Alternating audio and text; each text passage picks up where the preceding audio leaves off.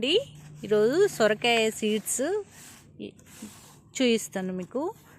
మనకు సొరకాయ ఒకసారి చెట్టు నాటుకున్నప్పుడు సొరకాయలు కాస్తాయి కదా, అవి ముదిరినట్టు అనిపిస్తే వాటిని వదిలేస్తున్నాం అనుకో, మనకు ఇలా ఎండిపోయి దీంట్లో సీడ్స్ ఉంటాయి. తర్వాత ఫ్యూచర్కి సీడ్స్ యూజ్ అవుతాయి అన్నమాట. ఒకప్పుడు వెనకటి వాళ్ళు దీంట్లో వాటర్ కూడా అప్పట్లో లాంగ్ వెళ్తే బాటిల్స్ ఆ టైంలో లేకపోవడం వల్ల ఇలాంటి సొరకాయల్లో చిన్న హోల్ పెట్టుకొని దీంట్లో లోపల క్లీన్ చేసేసి వాటర్ కూడా తీసుకెళ్ళేదట. ఇది ఎండిపోయిన సొరకాయ అన్నమాట. దీంట్లో సీడ్స్ ఉంటాయి.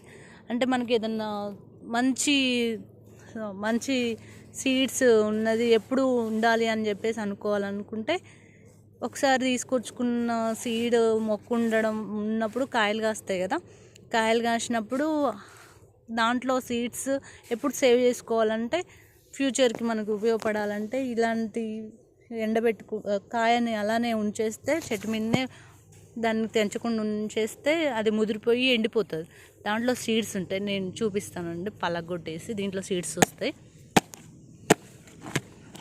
సొరకాయ మళ్ళీ ఈ సీడ్స్ మనం తీసుకొని మనకు మళ్ళీ ఇంత పెద్ద సొరకాయ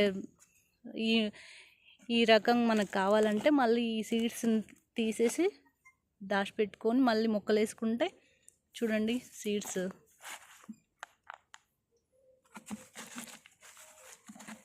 కనిపిస్తున్నాయా?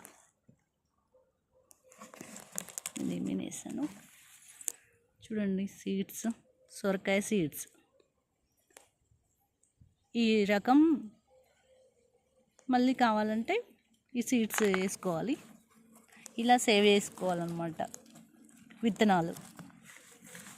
బయట మళ్ళీ కొనకుండా ఒకసారి మనకు మంచి రకం దొరికితే ఒక మొక్క నాటుకున్నప్పుడు దాని నుంచి సీడ్స్ సేవ్ చేసుకోవచ్చు.